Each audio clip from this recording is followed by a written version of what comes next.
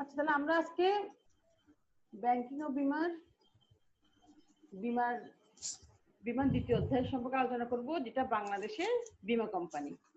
ঠিক আছে, তোমার স্লাইডগুলো একটু খেয়াল করবা।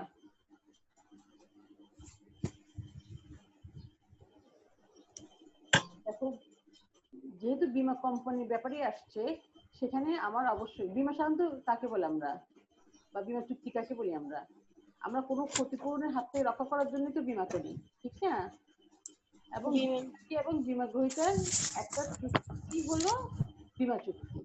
এখন দেখো, আমি যে বিমাটা করব তার জন্য আলাদা করে কিন্তু একটা নিয়ন্ত্রণ কর্তৃপক্ষ থাকে। এখন এই নিয়ন্ত্রণ কর্তৃপক্ষ তাদেরকে বলছে, আমরা দেখো, বীমা শিল্প তত্ত্বাবধান, বীমা পলিসির গ্রাহক ও পলিসির অধীন উপকারভোগীদের স্বার্থ সংরক্ষণ এবং বীমা শিল্পের নিয়মতান্ত্রিক উন্নয়ন নিয়ন্ত্রণ নিমিত্তে সরকার একটি কর্তৃপক্ষ গঠন করে, যার নাম কি বীমা উন্নয়ন এবং নিয়ন্ত্রণ কর্তৃপক্ষ। এখন দেখো, বীমা উন্নয়ন নিয়ন্ত্রণ কর্তৃপক্ষে কারা কারা জড়িত থাকে বললেই তো হুট করে তো কি হয়ে যাবে না, কোনো কর্তৃপক্ষ আমরা সিলেক্ট করতে পারবো না। দেখো, এখানে প্রথমে আসছে কি কর্তৃপক্ষ প্রতিষ্ঠা। তাহলে এই আইন কার্যকর হওয়ার পর যথাশীঘ্র সম্ভব এই আইনের বিধান অনুযায়ী সরকারি গেজেট প্রজ্ঞাপন দ্বারা বিমান উন্নয়ন ও কর্তৃপক্ষ নামে একটি কর্তৃপক্ষ প্রতিষ্ঠা করবে এবং এর কার্যালয় থাকবে। এই যে তোমরা এখানে একটু বোল্ড করে লেখা আছে, কর্তৃপক্ষের প্রধান কার্যালয় সাধারণত ঢাকায় থাকবে, তবে কর্তৃপক্ষ প্রয়োজন বোধে পূর্বানুমতিক্রমে বাংলাদেশের যে কোনো স্থানে এর শাখা অফিস করতে পারেন, কিন্তু প্রধান কার্যালয় কোথায় থাকবে? ঢাকায়। তারপর দেখো, তাদেরকে নিয়ে সাধারণত বিমা নিয়ন্ত্রণ কর্তৃপক্ষ গঠন করা হয়। চেয়ারম্যান এবং 4 জন সদস্য, খেয়াল রাখবা, চেয়ারম্যান এবং 4 জন সদস্য সমন্বয়ে কর্তৃপক্ষ গঠিত হবেন। একটু একটু বলি, এখানে চেয়ারম্যান ও সদস্যগণ সরকার কর্তৃক নিযুক্ত হবেন এবং তাদের চাকরির শর্তাবলী সরকার কর্তৃকই ধার্যকৃত বা স্থিরকৃত হবে। ঠিক আছে, এবার দেখো কার্যকালটা কতদিনের হবে। সাধারণত যিনি চেয়ারম্যান হবে, যেই তারিখ থেকে জয়েন করেছেন উনি, সেই তারিখ থেকে 3 বছরের জন্য। ঠিক আছে, মানে এই আইনে অন্যান্য বিধান সাপেক্ষে চেয়ারম্যান ও সদস্যগণ কার্যভার গ্রহণের তারিখ থেকে 3 বছর মেয়াদে নিজ পদে অধিষ্ঠিত থাকবেন এবং অনুরূপ ব্যক্তি মাত্র মেয়াদের পুনরায় নিয়োগযোগ্য হতে পারেন। এবং দেখো কারা হতে পারেন চেয়ারম্যান? যারা সাধারণত অ্যাকাউন্টিং, ম্যানেজমেন্ট, স্ট্যাটিস্টিক্স, মার্কেটিং বা আইন সাবজেক্ট, ল সাবজেক্টের কমপক্ষে 20 বছর অভিজ্ঞতা সম্পন্ন কোনো ব্যক্তি চেয়ারম্যান বা সদস্য হওয়ার যোগ্য হবেন। যোগ্যতার সময় প্রার্থী না পাওয়া গেলে অভিজ্ঞতার সময়সীমা শিথিল করা হবে। যদি 20 বছর যোগ্যতা সম্পন্ন কোনো প্রার্থী না পায়, তখন অভিজ্ঞতা তো কমাতেও পারে, অন্য কোনো যোগ্যতা শিথিল করতে পারেন। কিন্তু কোনো ব্যক্তি চেয়ারম্যান বা সদস্য নিযুক্ত হবেন না যদি তিনি বাংলাদেশের নাগরিক না হন। মানে বাংলাদেশের নাগরিককে আমরা কি করব? চেয়ারম্যান বা সদস্য করব। এবং এই চেয়ারম্যান, দেখো প্রধান নির্বাহী আছে এখানে, এই চেয়ারম্যানই কিন্তু নিয়ন্ত্রণ কর্তৃপক্ষের কি হবেন? প্রধান নির্বাহী হবেন এবং তিনি এই আইন ও এই আইন অধীন প্রণীত বিধি ও বিধান অনুসারে কর্তৃপক্ষের পড়াশোনা পরিচালনা করবেন। মানে আমার বিমা 2010-এ নিয়ন্ত্রণ কর্তৃপক্ষের যাই আছে সেই অনুযায়ী উনি কি করবেন? এই নিয়ন্ত্রণটাকে চালিয়ে নেবেন আর কি, সেই অনুযায়ী উনি এটাকে পরিচালনা করবেন। কর্তৃপক্ষের কর্মকর্তা কর্মচারী নিয়োগ কিভাবে করবেন? সরকার কর্তৃক অনুমোদিত বা সমসাময়িক পদোন্নতি নির্দেশাবলী সাপেক্ষে। কারণ আমাদের আজকে বাজেটে এক ধরনের হচ্ছে না, বাট ওরকম নিয়ন্ত্রণের ক্ষেত্রেও আজকে এক ধরনের শিডিউল আসতেছে বা এক ধরনের নিয়ম আসতেছে, হয়তো 1 বছর পর যে নিয়মটা নাও থাকতে পারে। তো সমসাময়িক প্রদত্ত নির্দেশাবলী সাপেক্ষে কর্তৃপক্ষের কার্যাবলী সুষ্ঠুভাবে সম্পাদনের জন্য প্রয়োজন সংখ্যক কর্মকর্তা ও কর্মচারী নিয়োগ করবেন এবং এই সময় বিধিনিষেধ পালন করবেন। এখন চেয়ারম্যান আর আমার সদস্যগণের পারিশ্রমিক ভাতা কি হবেন সেটাও সরকার কর্তৃক ধার্যকৃত হবে।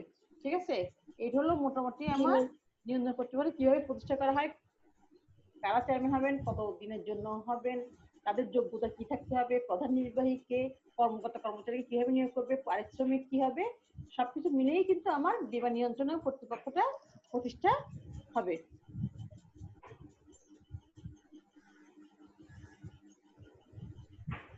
তারপর আসি আমরা, আচ্ছা, বীমা উন্নয়ন কর্তৃপক্ষের কার্যাবলী ও দায়িত্ব। দেখো এখানে তো অনেক অনেক কার্যাবলী দায়িত্ব আছে। আমি তারপর একটু বলি, বীমা উন্নয়ন ও নিয়ন্ত্রণ কর্তৃপক্ষ আইনের ধারা 15 অনুযায়ী যে আইনটা আছে, বীমা আইন 2010-এর 15 ধারা অনুযায়ী কর্তৃপক্ষের কার্যাবলী ও দায়িত্ব হলো বীমা ও পুনঃবীমা ব্যবসা সংক্রান্ত প্রশাসনের নিয়ন্ত্রণ। মানে আমি যেগুলো বীমা করেছি, বীমা ওই বীমাকারী আবার আরেকটা বীমা করেছে, সেই ব্যবসা সংক্রান্ত প্রশাসনের নিয়ন্ত্রণ। বীমা শিল্পের উৎসাহ প্রদান, এখানে দেখো বাংলাদেশ বীমা শিল্পের উন্নয়ন উৎসাহ প্রদান এবং এই শিল্পের উন্নয়ন সংক্রান্ত বিষয়ে সরকারকে পরামর্শ প্রদান। বলে কি কারা করবে? ওই কর্তৃপক্ষটাই করবে, তাদের কার্যাবলী এবং দায়িত্বের মধ্যে জিনিসটা করছে। বাংলাদেশের বীমা ও পুনর্বীমা সেবার মানোন্নয়নে বীমা সংশ্লিষ্ট প্রশিক্ষণ কেন্দ্র উন্নয়নে উৎসাহ প্রদান। মানে আমাদের যে আমাদেরকে আসে অনেকে নক করে না, এরা কিন্তু এমনি নক করে না, এদেরকেও আলাদা করে প্রশিক্ষণ দেওয়া হয়েছে। যারাই এজেন্ট তাদেরকে প্রশিক্ষণ দিয়েই তারপর কিন্তু এই ব্যবসায় তারা নামতে পারে।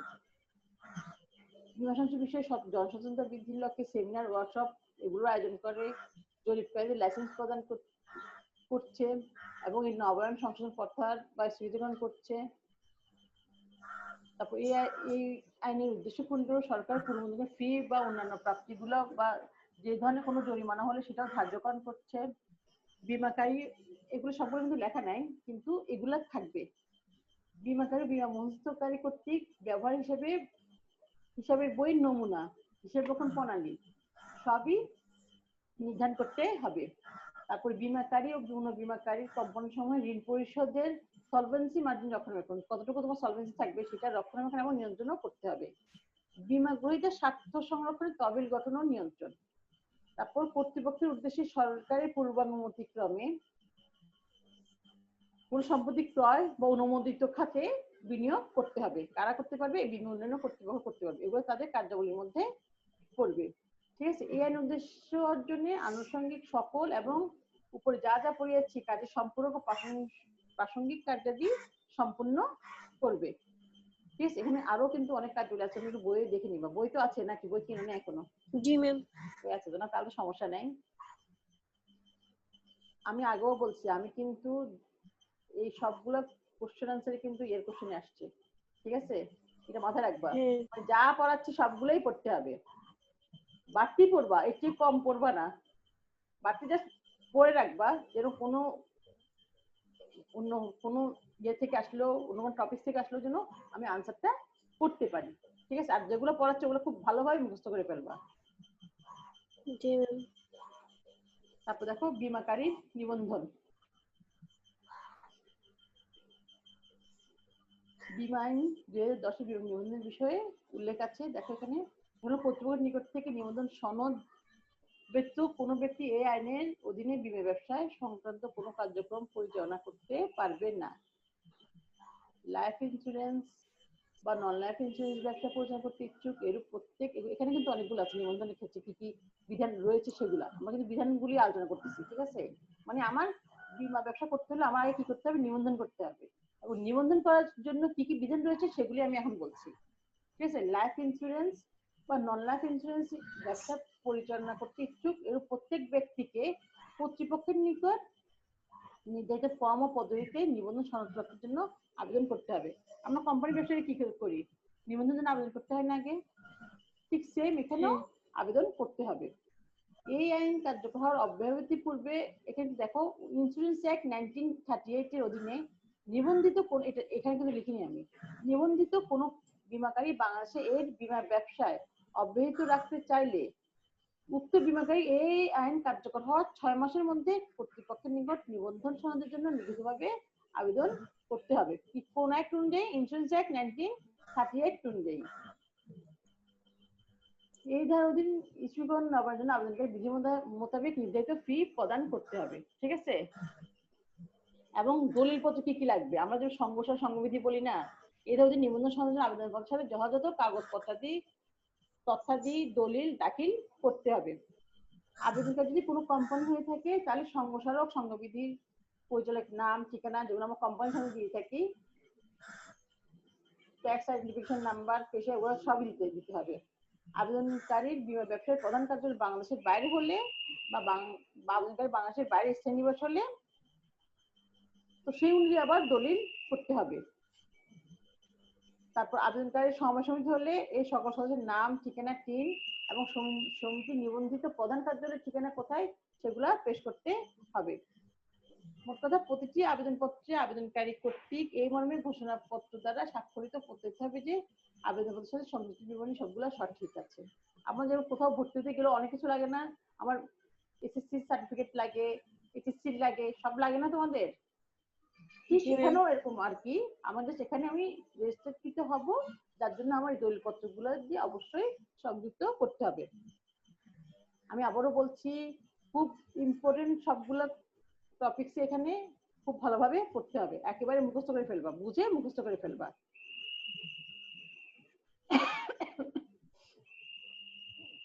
এখন আমাদের বীমা আইনটা কত সালে আইন? 2010। এখন সনদ কখন দিবে দেখো, বীমা আইন 2010 অনুযায়ী বীমাকারীকে নিবন্ধন সনদ প্রদান বা ইস্যুর বিধান হলো, নিবন্ধন সনদের জন্য কোনো আবেদন প্রাপ্তির পর কর্তৃপক্ষ নিচে বর্ণিত বিষয়াদি সম্পর্কে সন্তুষ্ট হলে বীমাকারীকে লাইফ ইন্স্যুরেন্স বা নন লাইফ ইন্স্যুরেন্স পরিচালনার জন্য নিবন্ধন সনদ প্রদান করতে হবে। আমাদের জীবন বীমাও আছে, অন্যান্য বীমাও আছে না, নৌ বীমা, অগ্নি বীমা, যেটার জন্য ব্যবসা করতে চাচ্ছে সেটার জন্য নিবন্ধন সনদ প্রদান করবেন। আবেদনকারী বাংলাদেশে বা বাংলাদেশের বাইরে, বাংলাদেশে বা অন্য কোনো রাষ্ট্র অধীনে একত্রীভূত বা নিগমিত নিবন্ধিত হতে হবে। এই আইনের অধীন আবশ্যকীয় ন্যূনতম পরিশোধিত শেয়ার মূলধন সম্পর্কিত বিধানাবলী আবেদনকারী অনুসরণ করেছে এটা মানছে তারা দেখবে, কারা? নিবন্ধক যিনি, তিনি। আবেদনকারী ব্যবস্থা সাধারণ বৈশিষ্ট্যগুলি ভালো, আর্থিক অবস্থা সুদৃঢ়, এটা চিন্তা করেই কিন্তু দিতে হবে। তারপর মানে তোমার আর্থিক অবস্থা ভালো দেখি তুমি এই ব্যবসায় নেমেছো। আবেদন এই আইনের অধীন পুনর্বীমা সম্বন্ধে ব্যবস্থা উদ্যোগ গ্রহণের বিধানাবলী পালনে আবেদনকারী সম্মত আছে। মানে তুমি এবার সুন্দরভাবে করবা, যদি অন্য জায়গায় বীমা করতে হয় সেই জায়গায় আবার বীমা করবা, উদ্যোগ গ্রহণ করবা, এই বিধানাবলীতে তুমি সম্মত আছো, তখন তোমার কি করবে? নিবন্ধন সনদপত্র দিবে। আবেদনকারী ব্যবসায় দায় পরিশোধের জন্য পর্যাপ্ত আয়ের সমান রয়েছে। তোমার মনে করো কোনোখানে তোমার ঋণগ্রস্ত, তুমি ওইটাও দায় পরিশোধ করতে তুমি বাধ্য থাকবা। তুমি অন্যান্য খাতে হয়তো কোনো উৎস থেকে আয়ের সম্ভাবনা রয়েছে দেখেই তুমি দায়টা পরিশোধ করতে পারবা। এই ধরনের সম্ভাবনা দেখলেই কিন্তু নিবন্ধক তোমাকে নিবন্ধন সনদ প্রদান করবে। লাইফ ইন্স্যুরেন্স ব্যবসা পরিচালনার জন্য একজন এবং অন্যান্য কর্মকর্তা কর্মচারী আবেদনকারীর অধীন চাকরিতে নিয়োজিত থাকার মতো পরিস্থিতি রয়েছে, মানে উনি অনেককেই চাকরিতে সংযুক্ত রাখতে পারবেন। ঠিক আছে, এটা হলো প্রথম। তারপরও কোনো আবেদনকারী আবেদন যথাযথ বিবেচিত না হলে, খেয়াল করবা, যথাযথ বিবেচিত না হলে কর্তৃপক্ষ আবেদনকারী যুক্তিসঙ্গত শুনানির সুযোগ প্রদান করে নির্ধারিত সমূহের পদ্ধতিতে আবেদনটি নামঞ্জুর করবেন এবং উক্ত সিদ্ধান্তের যথাযথ কারণ উল্লেখপূর্বক আবেদনকারীকে নিয়মিতভাবে অবহিত করবেন। মানে তোমার এই যে আবেদন করেছো সেটা সঠিক হয়নি, যার জন্য তোমাকে নিবন্ধন সনদটা দেওয়া যাচ্ছে না। মনে করো আমি একজন নিবন্ধন সনদ প্রার্থী, কিন্তু আমাকে নিবন্ধক সনদ দেওয়া যাচ্ছে না কারণ আমার আবেদনটা যথাযথ নেই।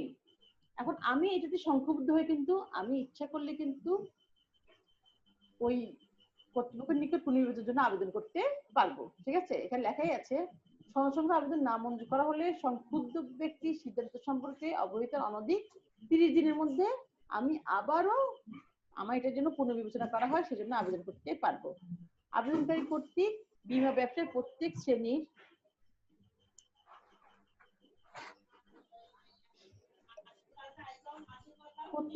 এবং উপশ্রেণীর অভিযোগের নির্ধারিত পদ্ধতিতে বিধি দ্বারা নির্ধারিত ফি পরিশোধ না হলে এবং তা পরিশোধের রসিদ জমা প্রদান করা না হলে কর্তৃপক্ষ নিবন্ধন সম্বন্ধে আবেদনপত্র নামঞ্জুর করবেন।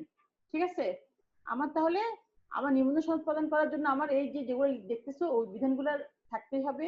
ন্যূনতম শেয়ার মূলধন রয়েছে, সংবিধিত জমা সম্পর্কিত বিধানগুলি আমি মেনে চলতেছি, আমার আর্থিক অবস্থা ভালো, যাদেরকে চাকরিতে রাখবো তাদেরকে চালানোর মতো পরিস্থিতি আমার রয়েছে, পুনর্বিবেচনা সংক্রান্ত ব্যবস্থা উদ্যোগ গ্রহণ করতে পারবো, কোনো দায় হলে সেটা পরিশোধ করার সম্ভাবনা রয়েছে, এগুলোর মতেই আমি কি নিবন্ধন সনদ সনদটা পেতে পারি, মানে নিবন্ধক আমাকে নিবন্ধন সনদ প্রদান করবেন। কিন্তু এখান থেকে যদি কোনো সমস্যা হয় তাহলে আমাকে কি করবেন না, উনি আমাকে যথাযথ কারণ দেখিয়ে আমার নিবন্ধনটা বাতিল করতে পারেন। বাতিল করবে। এবং এই বাতিলটা যদি আমি মেনে না নিতে পারি তাহলে ওই তারিখ থেকে 30 দিনের মধ্যে আমি নিবন্ধকের কাছে আবার পুনর্বিবেচনার জন্য আবেদন করতে পারি। তখন পুনর্বিবেচনা করে দেখবে, যদি হয় না, নয়তো সম্পূর্ণই বাতিল করে দিবেন। ঠিক আছে, তখন আমাকে নিবন্ধন সনদটা প্রদান করা হবে না।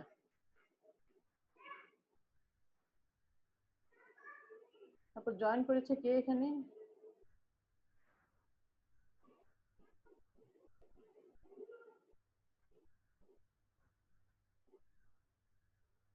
তারপর দেখো সম্পদে বিনিয়োগ কিভাবে করছে। এখানে দেখো দেখা যাচ্ছে তো না, স্লাইডটা তো স্পষ্ট, এখানে একটু বড় করেও লিখেছি আমি। বিমা আইন 2010-এর 41 ধারা 41-এ বীমা সম্পদ বিনিয়োগ সম্পর্কে উল্লেখ রয়েছে। দেখো, প্রত্যেক বীমাকারী এই সম্পদ প্রবিধান দ্বারা নির্ধারিত পদ্ধতিতে এবং স্থানে বিনিয়োগ এবং সংরক্ষণ করবে ও অনুসরণ করবে। অনুরূপ বিনিয়োগ নিয়ন্ত্রণ করার ক্ষমতা কর্তৃপক্ষের থাকবে। দেখো, প্রত্যেক বীমাকারী সম্পদ নির্ধারিত পদ্ধতিতে স্থানে বিনিয়োগ এবং সংরক্ষণ করবে এবং অনুরূপ বিনিয়োগ নিয়ন্ত্রণ করার, শুধু বিনিয়োগ করলে তো হবে না, ওটা নিয়ন্ত্রণ করার ক্ষমতাও কর্তৃপক্ষের থাকবে। তবে শর্ত থাকে, কোনো বীমাকারী কোনো পরিচালক যারা হতে পারবেন না আর কি, বীমাকারী কোনো পরিচালক বা অনুরূপ পরিচালকের পরিবারের সদস্যের স্বত্বাধিকারী, অংশীদার, পরিচালক, ব্যবস্থাপক বা ব্যবস্থাপক হিসেবে কোনো স্বার্থ সংশ্লিষ্ট কোনো কোম্পানি, ফার্ম বা অন্য কোনো ব্যবসায়িক প্রতিষ্ঠানের প্রথম মূলধন ইস্যুতে বিনিয়োগ অনুমোদিত হবে না।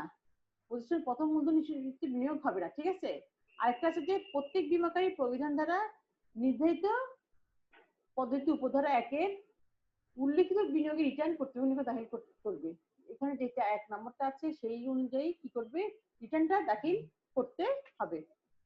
এই করলে আমি ওই বীমা ব্যবসায় এই ধরনের সম্পদটা আমি বিনিয়োগ করতে পারবো। তোমার আগের একটা সম্পদ দেখালে হবে, যেখানে তোমার অলরেডি কোনো একটা সম্পদের বিনিয়োগ আছে সেটা হলে হবে না, তোমার নতুন করে সম্পদে দেখাতে হবে এবং সেই অনুযায়ী তোমার বিনিয়োগের রিটার্নটাও কর্তৃপক্ষের নিকট দাখিল করতে হবে। আচ্ছা, এখন দেখো ঋণ, অগ্রিম এবং আর্থিক সুবিধা তাদেরকে দেয়া যাবে না। ঠিক আছে, এটা দেখো আমারও বলি বীমা আইনটা কত সালের আইন, 2010, আর এখানে এই বলা আছে 44 ধারায়। ঠিক আছে, দেখো বীমা আইন 2010-এর ধারা 44-এ ঋণ এবং ব্যবস্থা সংশ্লিষ্ট ঋণ, অগ্রিম, আর্থিক সুবিধা প্রদানে বিধিনিষেধ বর্ণনা করা আছে। কোন বীমাকারী নিজের শেয়ার আমানতের বিপরীতে কোনো প্রকার নিজের শেয়ার, আমি যে শেয়ারটা কিনেছি সেই শেয়ারের বিপরীতে বা সেটা বন্ধক রেখে বা সেটা দেখিয়ে কোনো ঋণ, অগ্রিম বা আর্থিক সুবিধা নিতে পারবো না। ঠিক আছে, এখানে আবার বলি, কোনো বীমাকারী নিজের শেয়ার আমানতের বিপরীতে কোনো প্রকার অগ্রিম, ঋণ বা আর্থিক সুবিধা প্রদান করবে না। কোনো বীমাকারী এর কোনো পরিচালক, ব্যবস্থাপক, নিরীক্ষক বা কর্মকর্তাকে বা তাদের পরিবারের কোনো সদস্যকে বীমাকারী কর্তৃক ইস্যুকৃত লাইফ ইন্স্যুরেন্স পলিসির সমর্পণ মূল্যের মধ্যে সীমাবদ্ধ থাকবে। মানে ওটা ছাড়া সম্পত্তি বন্ধক বা ব্যক্তিগত জামানত বা অন্য কোনোভাবে কোনো ঋণ বা সাময়িক অগ্রিম প্রদান করবেন। যে লাইফ ইন্স্যুরেন্স করে সেটার সম্পূর্ণ মূল্য যতটুকু থাকবে সেই অনুযায়ী উনি পারবে, তার বাইরে উনি ব্যক্তিগত জামানত বা অন্য কোনো ঋণ বা সাময়িক অগ্রিম প্রদান করবেন না। এগুলো একটু ভালো করে পড়তে হবে, একটু হলে কিন্তু পুরা ইয়াটাই ভুল হয়ে যাবে, পুরো লেখাটাই ভুল হয়ে যাবে। তারপর কোনো ঋণ বা অগ্রিম প্রদান বিবেচনার জন্য অনুষ্ঠিত সভা, যদি আমি কোনো পরিচালককে যদি ঋণ দিয়েও থাকি, এখন এটার জন্য আমার সকল পরিচালকের অনুমতি লাগবে না। ওই ধরনের সবার জন্য যাকে আমি ঋণ দিতে চাচ্ছি, আমি না মানে কর্তৃপক্ষ ঋণ দিতে চাচ্ছে, ওই পরিচালক ওই সভায় অংশগ্রহণ করতে পারবে না। আবার এখানে শুধু পরিচালকই চাচ্ছি সেটা না, এখানে আমি যদি কর্মকর্তা কর্মচারী আমিও যেতে পারি, বা আমি যদি কোনো এজেন্ট হই সেখানেও যেতে পারে। কোনো কর্মকর্তা কর্মচারী বা এজেন্ট নিয়োগে যানবাহন করার জন্য ঋণও এখানে চাইতে পারে, কিন্তু সেটা একটা নির্দিষ্ট ভাবে বা ধারাবাহিকভাবে বিনোদিনে সম্পূর্ণ হয়েছে দেখাতে হবে। এবং যেই যানবাহনটা আমি ক্রয় করবো সেটা কার কাছে বন্ধক থাকবে, সেটা অবশ্যই বীমাকারীর নিকট বন্ধক থাকবে। আর আমি যদি ঋণ নিই, আমি বলতে এখানে আমি কর্মকর্তা কর্মচারীর কথা বলছি, যদি ঋণ নিই আমি আমার 4 মাসের বেতনের বেশি ঋণ নেওয়া যাবে না। তবে এজেন্টের ক্ষেত্রে হলো যে 2 বছর তার অর্জিত নবায়ন কমিশন। দেখো যারা এজেন্ট তারা কিন্তু সাধারণত কমিশন পায়, তারা বেতন পায় না। কর্মকর্তা কর্মচারীর ক্ষেত্রে হলো যে 4 মাসের বেতনের বেশি পাবেন না। আর এজেন্টের ক্ষেত্রে হলো যে 2 বছর তার যেই কমিশনটা সে পাচ্ছে সেটার উপর ভিত্তি করে সে এই ঋণ বা অগ্রিম সুবিধাটা পাবেন। ঠিক আছে, চ্যাপ্টারটা ছোট এবং যেগুলো স্লাইডে যাই আছে ওগুলাই কিন্তু প্রত্যেকটা ইয়ার কোশ্চেনে আসছে। তাহলে আমি আবারও বলছি, যেগুলা যাই আসছে ওগুলা প্রত্যেকটাই ইয়ার কোশ্চেনে আসছে এবং খুবই ইম্পর্টেন্ট, প্রত্যেকটা স্লাইডই খুব ইম্পর্টেন্ট। এখন দেখো আমার 124 ধারায় বীমা এজেন্ট নিয়োগ সংক্রান্ত বিধানাবলী রয়েছে। একজন বীমাকারী বা ব্রোকার একজন ব্যক্তি বীমা এজেন্ট নিয়োগ বা তার নিবন্ধন করবে এবং প্রত্যেক বীমাকারী বা ব্রোকার কর্তৃপক্ষ কর্তৃক নির্ধারিত পদ্ধতিতে বীমা এজেন্ট হিসেবে সকল নিয়োগ ও নিবন্ধকের একটি রেজিস্টার সংরক্ষণ করবেন। কর্তৃপক্ষ কোনো বীমাকারী বা বীমাকারীকে তার নিকট দাখিলকৃত রেজিস্টার লিপিবদ্ধ কোনো বীমা এজেন্টের নাম নন লাইফ ইন্স্যুরেন্স বিভাগের সাথে সংশ্লিষ্ট ব্যক্তি বীমা এজেন্টের কর্তব্য পালনের জন্য অনুপযুক্ত বিবেচনা বাদ দেওয়ার জন্য বীমাকারীকে ব্রোকারকে বাধ্য করতে পারবে। মানে আমার যদি কোনো এজেন্সি থাকে আমি সেক্ষেত্রে কোনো বীমাকারীকে আমি যদি সঠিকভাবে সে দায়িত্বগুলো পালন করছে না তখন আমি তাকে কি করতে পারবো, বাদ দিতে পারবো। এবং এই যে আমি এজেন্সি বা ব্রোকারিটা চালাচ্ছি এই আর্থিক বছরে বা প্রত্যেক বছর কি হচ্ছে, প্রতি বছর কর্তৃপক্ষকে একটি অনুলিপি পেশ করতে হবে। কর্তৃপক্ষ এই সংক্রান্ত প্রবিধান প্রণয়নের দ্বারা বীমা এজেন্ট নিয়োগের জন্য যোগ্যতা এবং অন্যান্য শর্তাবলী, বীমা এজেন্টের নিবন্ধনের মেয়াদকাল, নবায়ন ফি এবং অন্য ফি পরিশোধের পদ্ধতি নির্ধারণ করতে পারবে। মানে কর্তৃপক্ষ নির্ধারিত ফি আমাকে সবসময় আমাকে বলতে বীমা এজেন্টকে প্রদান করতে হবে। কোনো বীমাকারী বা ব্রোকার কোন নিবন্ধনকৃত বীমা এজেন্টকে তার পূর্বতন নিবন্ধনকারী বীমাকারী বা ব্রোকার নিকট হতে অব্যাহতি আদেশ ছাড়া তার অধীনে বীমা এজেন্ট নিয়োগ করতে পারবে না। আমি অন্য কোথাও আগে থেকেই ইনভলভ অন্য কোনো এজেন্টের সাথে, তখন আমি পুনরায় নতুন কোনো এজেন্সি নিয়োগ করতে পারবো না যদি সেখান থেকে ছাড়পত্র না নিয়ে আসি। ঠিক আছে, এই ছিল মোটামুটি তোমাদের বাংলাদেশে বীমা কোম্পানি। আর গত বছর যেগুলো পড়েছো, গত বছর বলতেছি গত ক্লাসের বাংলাদেশের ব্যাংক কোম্পানি জি ম্যাম, সব তোমাদের সব ইম্পর্টেন্ট, একটু ভালো করে পড়তে হবে। ঠিক আছে, তাহলে বুঝছো তো না? পরে জি জয়েন ম্যাম, করেছো সেও বুঝছো তো? জি ম্যাম বুঝেছি। ঠিক আছে, তাহলে আজকে আর তোমরা তো একটু তো পড়া রেডি করতে আমাদেরকে তো মেসেঞ্জারে পাঠাতে পারো, পারো না? কোথায় পাঠাবা?